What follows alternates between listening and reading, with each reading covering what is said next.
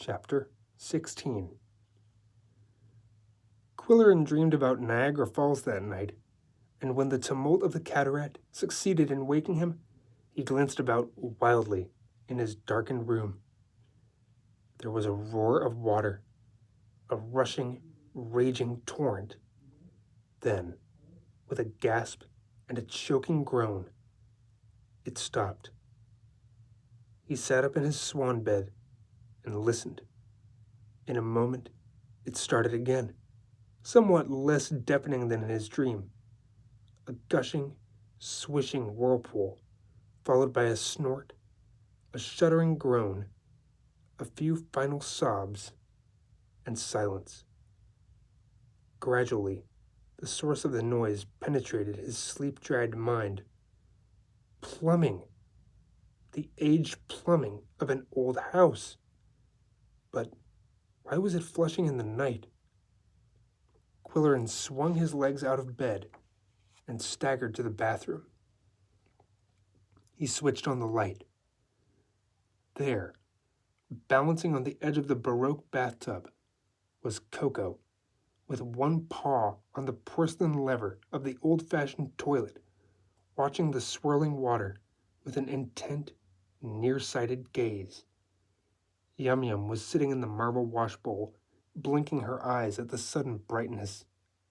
Once more, Coco stepped on the lever and stared in fascination as the water cascaded, churned, gurgled, and disappeared.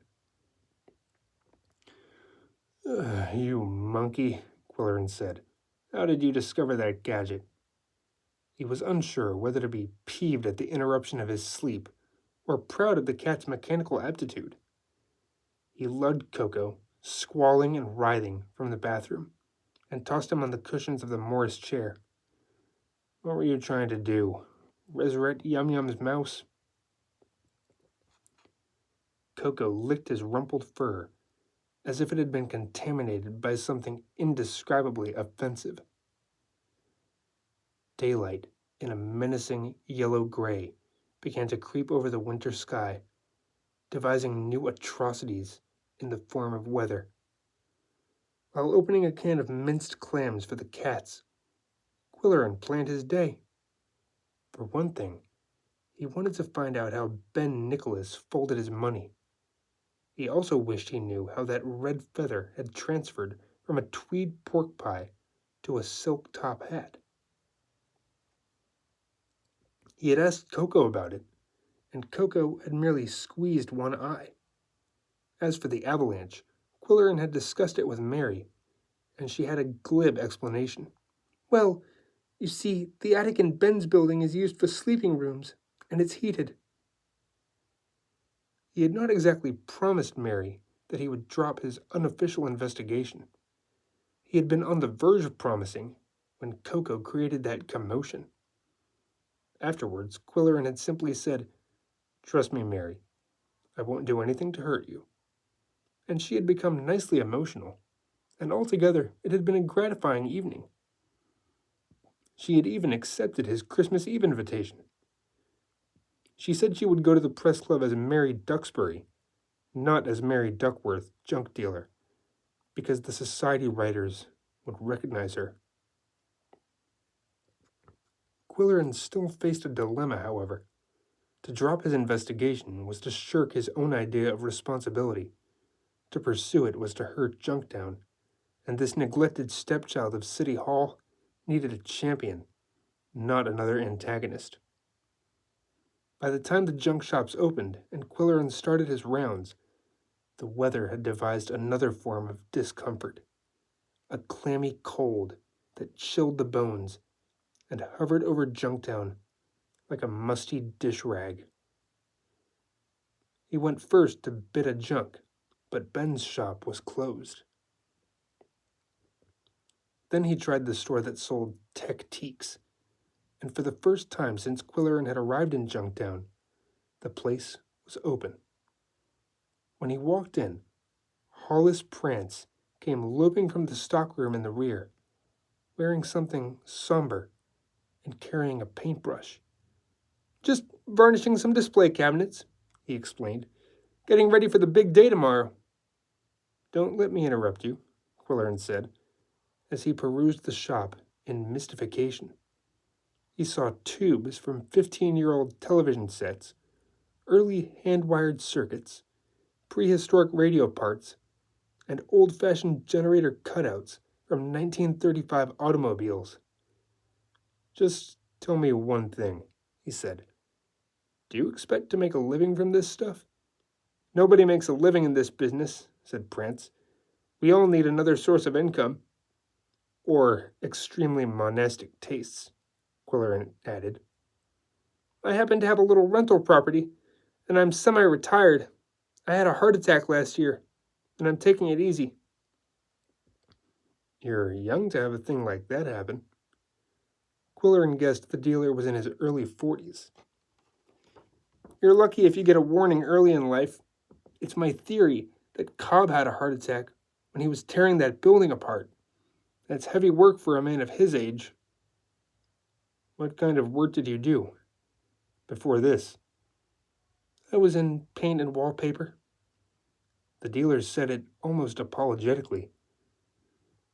Not much excitement in the paint business, but I get a real charge out of this new shop of mine."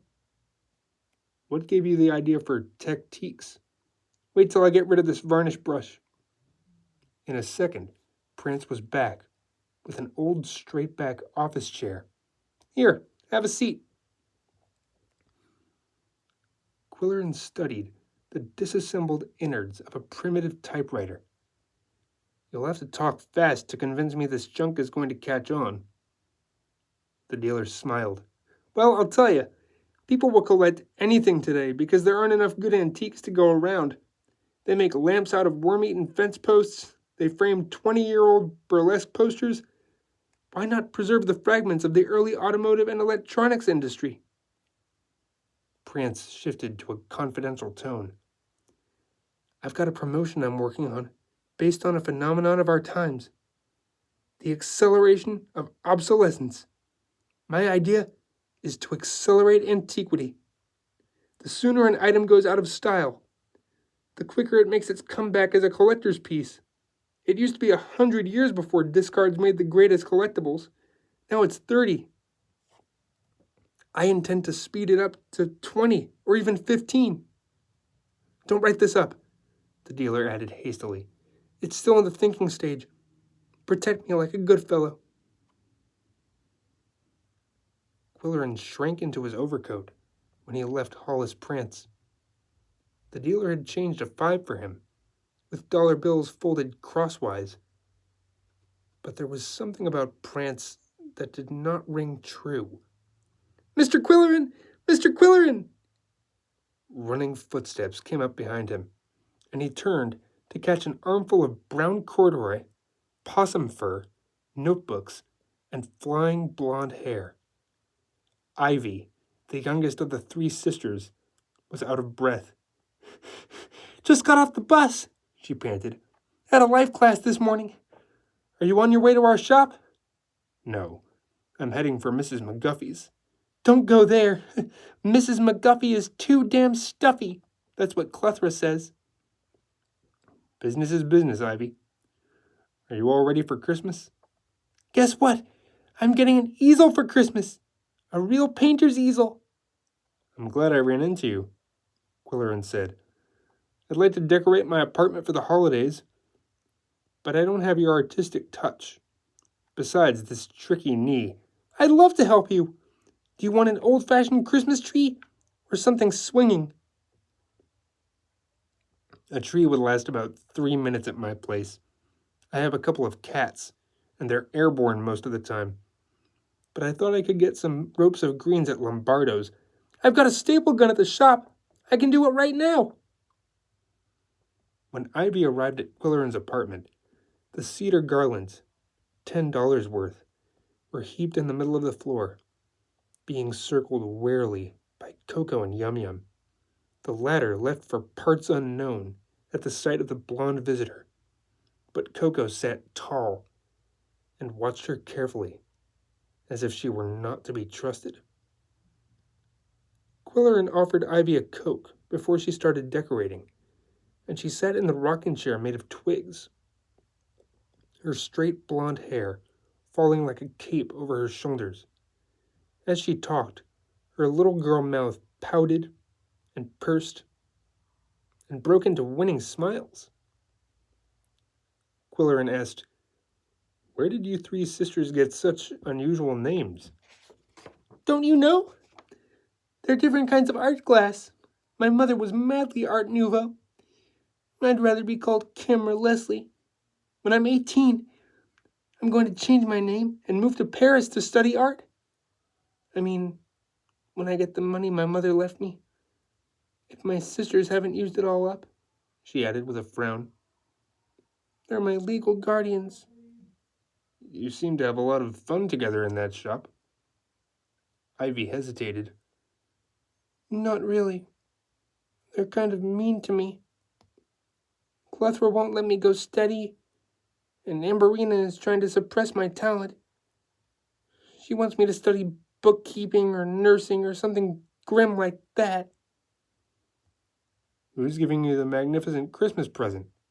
"What?" "The easel." "Oh, well, I'm getting that from Tom. He's Amberina's husband. He's real neat. I think he's secretly in love with me, but don't say anything to anybody." "Of course not. I'm flattered," said Quillerin, "that you feel you can confide in me. What do you think about all the mishaps in Junktown? Are they as accidental as they appear?" "Clethra says the dragon dropped that thing on her foot on purpose.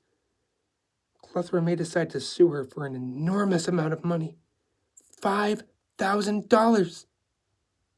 An astronomical figure, Quillerin agreed.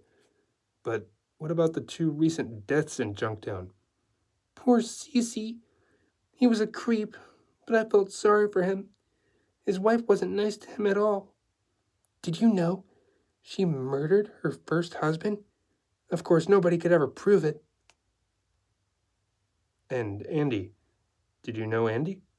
"He was dreamy. I was mad about Andy. Wasn't that a horrible way to die?" Do you think he might have been murdered?" Ivy's eyes grew wide with delight at the possibility. "Maybe the dragon—" "But Mary Duckworth was in love with Andy. She wouldn't do a thing like that." The girl thought about it for a few seconds. "She couldn't be in love with him," she announced. "She's a witch. Clethra says so, and everybody knows witches can't fall in love." "I must say, you have a colorful collection of characters in Junktown. What do you know about Russell Patch?" "I used to like him before he bleached his hair. I kind of think he's mixed up in some kind of racket, like, I don't know." "Who was his roommate?" "Stan's hairdresser at Skyline Towers. You know all those rich widows and kept women that live there? They tell Stan all their secrets and give him fabulous presents. He does Clethra's hair. She pretends it's natural, but you should see how gray it is when it starts to grow out." "Sylvia Katzenhide lives in the same building, doesn't she?" The girl nodded and reflected. "Clethra says she'd be a brilliant success at blackmail. Sylvia's got something on everybody." "Including Ben Nicholas and Hollis Prance?" "I don't know." Ivy sipped her Coke while she toyed with the possibilities. "But I think Ben's a dope addict. I haven't decided about the other one. He may be some kind of pervert." Later, when the garlands were festooned on the fireplace wall and Ivy had departed with her staple gun, Quillerin said to Coco, "Out of the mouths of babes come the damnedest fabrications." Furthermore, the experiment had cost him $10, and the decorations only served to enshrine the bad-dispositioned old lady hanging over the fireplace. He determined to substitute the Macintosh coat of arms as soon as he could get some assistance in hoisting it to the mantel. Before going downtown to hand in his copy, he made 2 phone calls and wangled some invitations. He told Clethra He wanted to see how antique dealers live, what they collect, how they furnish their apartments. He told Russell Patch he had a Siamese cat who was crazy about music. And he told Ben he wanted to have the first-hand experience of scrounging. He also asked him to change a $5 bill. "Alas," said Ben, "if we could change a fin, we would retire from this wretched business." At the Daily Fluxion that afternoon, Quillerin walked into the feature department with its even rows of modern metal desks that had always looked so orderly and serene. And suddenly, he found the scene cold, sterile, monotonous, and without character. Arch Riker said, "Did you see how we handled the auction story in today's paper? The boss liked your copy. The whole back page. That was more than I expected," Quillerin said, tossing some triple-spaced sheets on the desk. "Here's the second installment, and I'll have more tomorrow. This morning I interviewed a man who sells some absurd junk called Tech-Teaks. Rosie told me about him. He's new in Junktown. He's either out of his mind or pulling a hoax. In fact, I think Hollis Prance is a fraud. He claims to have a weak heart, but you should have seen him running upstairs 2 at a time. I'm discovering all kinds of monkey shines in Junktown." "Don't get sidetracked," Riker advised him. "Bear down on the writing. But Arch, I've unearthed some good clues in the Andy Glantz case. I also have my suspicions about Cobb's death. For Pete's sake, Quill, the police called them accidents. Let's leave it that way. That's one reason I'm suspicious. Everyone in Junktown is busy explaining that the 2 deaths were accidents. They protest too much." "I can understand their position," Riker told him. "If Junktown gets a reputation as a high-crime neighborhood, the Junkers will stay away in droves.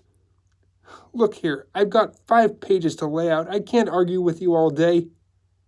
If there's been a crime committed, it should be exposed," Quillerin persisted. "All right," said Riker. "If you want to investigate, go ahead. But do it on your time and wait until after Christmas. The way your antique series is shaping up, you've got a good chance to win first prize." By the time Quillerin returned to Junktown, Ivy had spread the word that he was a private detective operating with 2 evil-eyed Siamese cats who were trained to attack. "Is it true?" asked the young man in sideburns and dark glasses at the junk trunk. "Is it true?" asked the woman who ran the shop called Nothing But Chairs. "I wish it were," Quillerin said. "I'm just a newspaper man doing a job that isn't very glamorous." She half closed her eyes. "I see you as a Yorkshire Windsor. Everyone resembles some kind of chair. That dainty little Sheraton is a ballet dancer. That English Chippendale looks just like my landlord. You're a Yorkshire Windsor. Think about it for a while, and all your friends will turn into chairs." After listening to this woman's conversation, and Ivy's speculations, and Hollis Prance's dubious theories, Quillerin was relieved to meet Mrs. McGuffey. She seemed to be a sensible sort. He asked about the name of her shop, and she explained, "They're all wooden containers. The noggin has a handle, like a cup. The piggin has a stave, and it's used as a dipper. The firkin is for storage." "Where do you get your information?" "From books. When I have no customers, I sit here and read. Nice work for a retired school teacher. If there's any book on American history or antiques that you'd like to borrow, just ask." "Do you have anything on the history of Junktown? I'm especially curious about the Cobb Mansion." "Most important house on our street. Built by William Towns Spencer, the famous abolitionist, in 1855. He had 2 younger brothers, James and Philip, who built smaller replicas next door. Also, a spinster sister, Matilda, blind from birth and killed at the age of 32 when she fell down the stairs of her brother's house." She spoke with an authority that Quillerin welcomed. He had had his fill of hearsay and addled theories. "I've noticed that Junktown residents are prone to fall and kill themselves," he said. "Strange that it started way back when." The dealer shook her head mournfully. "Poor Mrs. Cobb.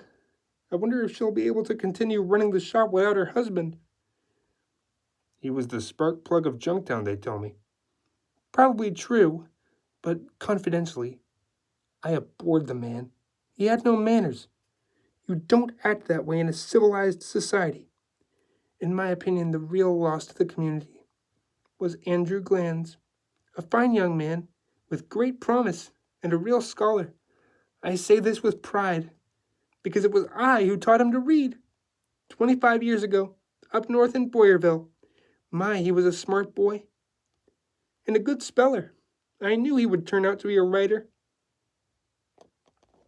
The lines in her face were radiant. "He wrote features on antiques?" "Yes, but he was also writing a novel, about which I have mixed emotions. He gave me the first 10 chapters to read.